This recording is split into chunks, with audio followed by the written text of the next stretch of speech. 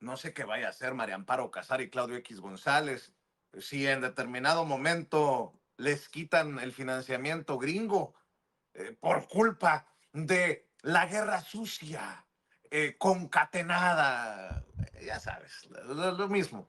Ya salió a defenderse, bueno, no a defenderse, a tirarse al piso como víctima María Amparo Casar, la directora de Mexicanos contra la Corrupción y la Impunidad. ¿En dónde?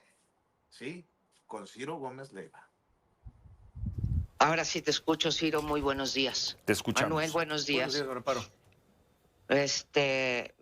¿Yo hablo así o me vas a preguntar algo, Ciro? Te pregunto tu opinión sobre los 45 minutos recientes en Palacio Nacional. A ver. Paremos aquí, mi querido Ricardo Sevilla, porque esto es maravilloso. Maravilloso. Para estos tiempos en los que estamos exhibiendo a hipócritas, a culeros, a sicarios del periodismo. Fíjate nada más cómo la propia María Amparo Casar exhibe a Ciro Gómez Leiva. La idea no era entrevistarla periodísticamente por lo que se está exhibiendo, sino abrirle el micrófono para que diga lo que le dé su regalada gana. La propia María Amparo, a ver, ¿hablo o me vas a preguntar? Y la pregunta de Ciro es, ¿qué piensas de estos 45 minutos que te han dedicado? A ver, cabrón, hay una lista. A ver, ¿es cierto? ¿Qué está en juego con el financiamiento gringo a una asociación civil como la que tú diriges? Ni eso, Ricardo, ni eso. Esa está cabrón. Está... En fin.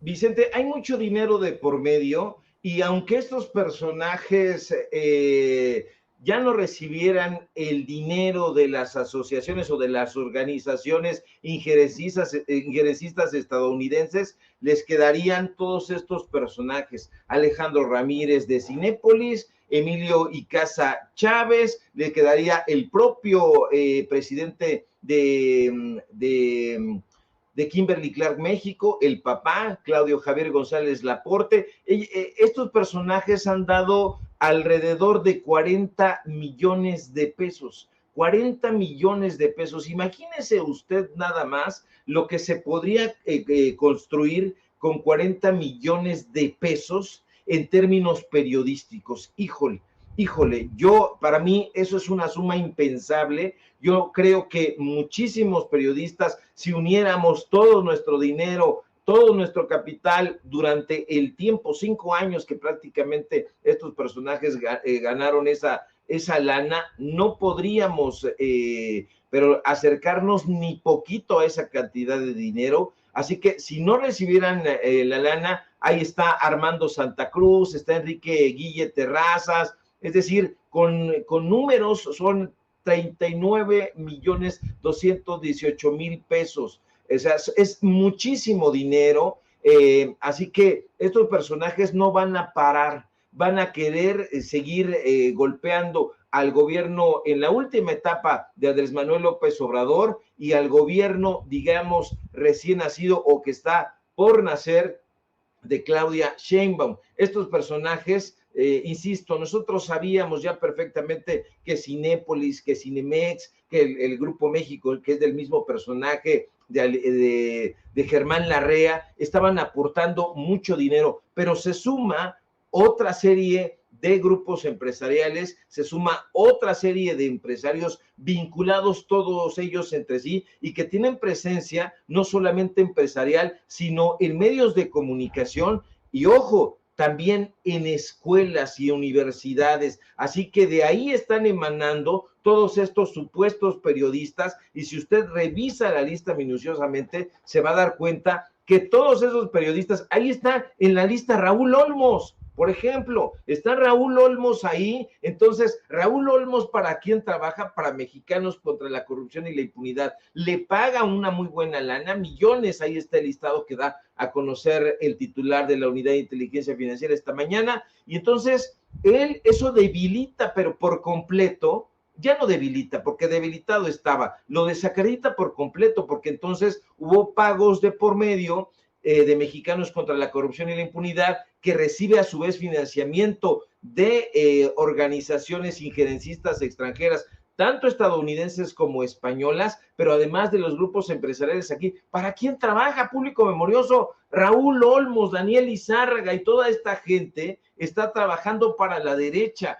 Egresan de las universidades vinculadas a ese poder económico y evidentemente luego los captan porque es una sucesión, los educan ellos, los contratan ellos y los titiritean ellos. Entonces, todo esto no se sabía en otros sexenios, se barruntaba, se sospechaba, pero hoy Pablo Gómez ha hecho un trabajo muy interesante y también de mucha valía. A partir de aquí tendría que revalorarse la intervención de estos personajes en los medios de comunicación y la intervención de estos agentes golpistas en la vida política de este país. No se puede permitir que un empresario con esos intereses como Claudio X González siga presentándose como una suerte de periodista, como una suerte de Batman que está rescatando o que pretende rescatar a la ciudadanía de las garras de un gobierno que él dice que es un gobierno de dictadores, que es el que encabeza el presidente López Obrador. No es así. Ya sabemos de qué lado está mascando la iguana, ando infelizmente de dos lados, mi querido Vicente, del lado injerencista con gobiernos, con el gobierno de Estados Unidos y con el gobierno español, y también está mascando del lado de los empresarios de aquí, de México, que por supuesto tienen una presencia tremenda en toda Latinoamérica. Así que se les cayó el teatro, mi querido Vicente, y nosotros vamos a seguir revisando e investigando minuciosamente, porque la gente merece estar plenamente informada de quiénes son estos personajes en realidad. Claro que sí. Antes de que te vayas, Ricardo, grábenme, don David. Histórico lo que acaba de ocurrir en el Tribunal Electoral del Poder Judicial de la Federación. Ese tribunal que hasta hace poco estuvo encabezado por el calderonista Reyes Rodríguez Mondragón, ese tribunal que buscaba ser cooptado por Norma Piña, la ministra presidenta de la Suprema Corte de Justicia de la Nación, y que hoy está en sesión pública para emitir el dictamen relativo al cómputo de la elección de la presidencia de los Estados Unidos mexicanos, la declaración de validez de la elección y de presidenta electa. Esto que le vamos a presentar es historia, señoras y señores, y lo ve y lo escucha a través de Sin Censura. Magistrada Presidenta, le informo que de conformidad con el artículo 167 de la Ley Orgánica del Poder Judicial de la Federación, hay quórum para sesionar ya que están presentes 6 magistraturas. El asunto de esta sesión es el dictamen relativo al cómputo final de la elección de la presidencia de los Estados Unidos mexicanos, la declaración de validez de la elección y la declaración de presidenta electa. Ese es el asunto, magistrada presidenta, magistradas, magistrados. Gracias, señor secretario. Magistradas, magistrados, si están de acuerdo con el asunto de esta sesión, por favor, manifiéstenlo de manera económica. Se aprueba el orden del día. Magistradas, magistrados, pasaremos a la cuenta del proyecto de dictamen relativo al cómputo final de la elección de presidencia de los Estados Unidos mexicanos, la declaración de validez de la elección y la declaración de presidenta electa. Secretario General de Acuerdos, le pido, por favor, de lectura al proyecto de dictamen correspondiente. Con su autorización, magistrada presidenta, magistradas, magistrados. Doy cuenta del proyecto de dictamen relativo al cómputo final de la elección de la presidencia de los Estados Unidos mexicanos, declaración de validez de la elección y declaración de presidenta electa. En la propuesta que se somete a su consideración, previo a realizar el cómputo final, la declaración de validez de la elección y declaración de presidenta electa, se destacan algunas de las actividades realizadas durante las primeras etapas del proceso electoral. En el caso de la etapa de la preparación de la elección, Se resalta que el proceso electoral inició el 7 de septiembre de 2023 con la declaratoria efectuada por el Consejo General del Instituto Nacional Electoral.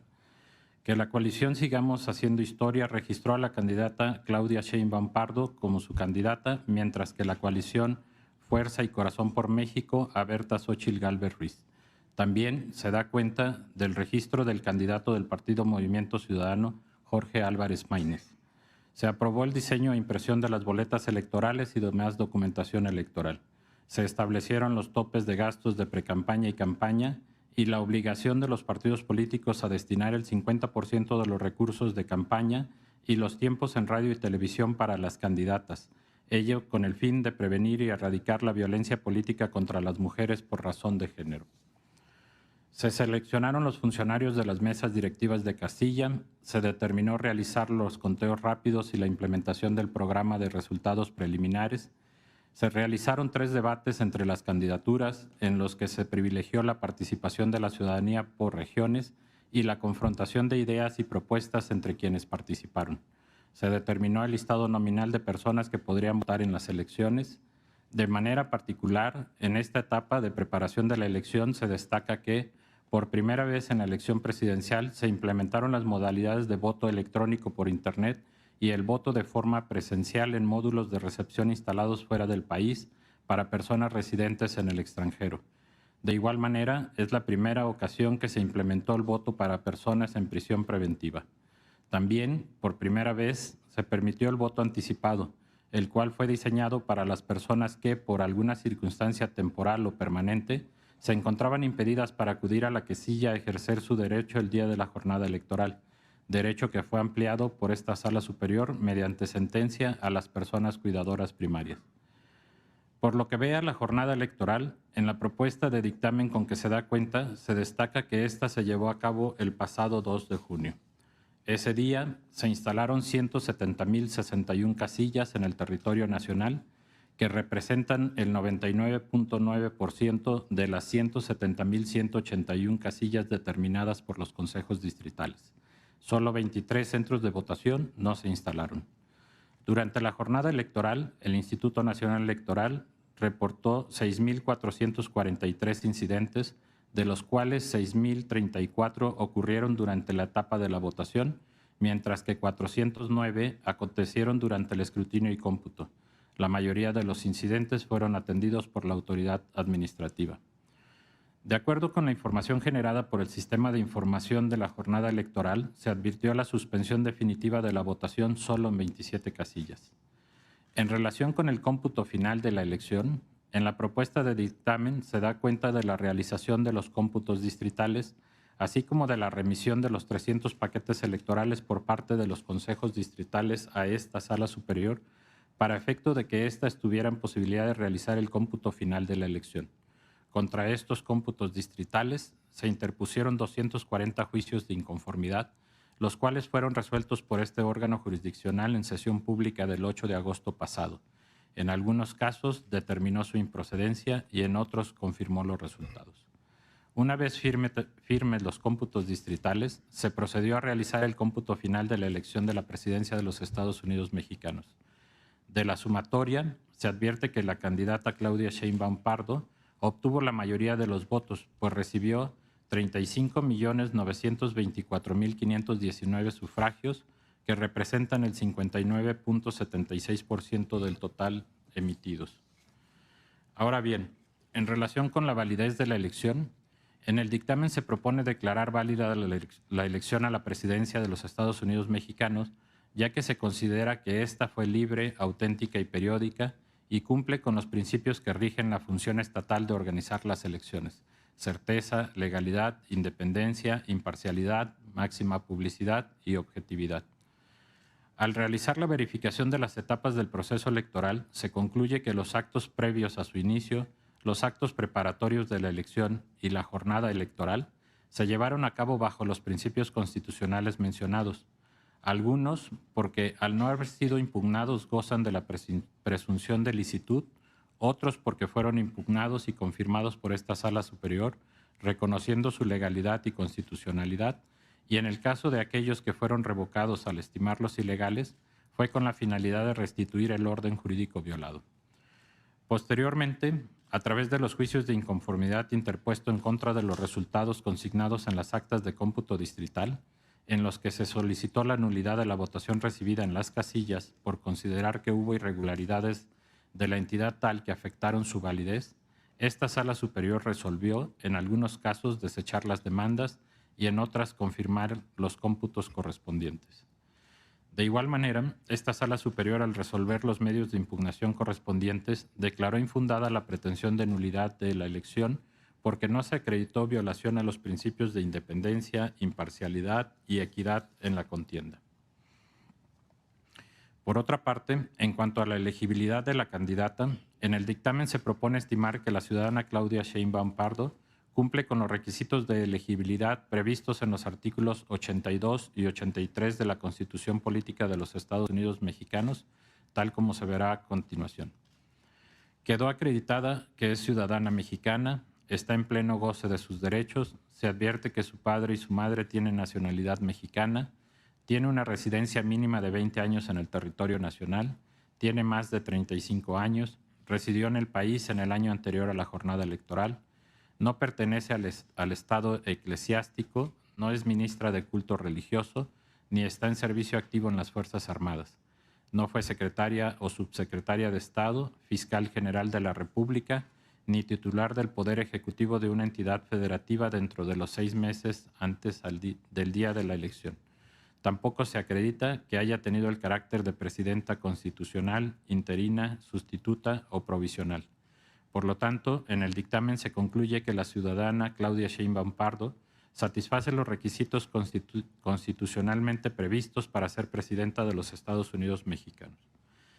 En el dictamen de cuenta se advierte que la ciudadana Claudia Sheinbaum Pardo es la primera mujer en obtener la mayoría de los votos en una elección presidencial. Por ello, se incluye un apartado en el que se describe la lucha de las mujeres por ejercer sus derechos político-electorales hasta llegar a este momento en que por primera vez una mujer es electa para ocupar la presidencia de los Estados Unidos mexicanos. Finalmente, a manera de conclusión, en el dictamen se propone declarar que la candidata Claudia Sheinbaum Pardo fue la que obtuvo la mayoría de los votos, que la elección es válida por cumplir los principios constitucionales y que ella es elegible por reunir los requisitos establecidos en los artículos 82 y 83 de la Constitución Política.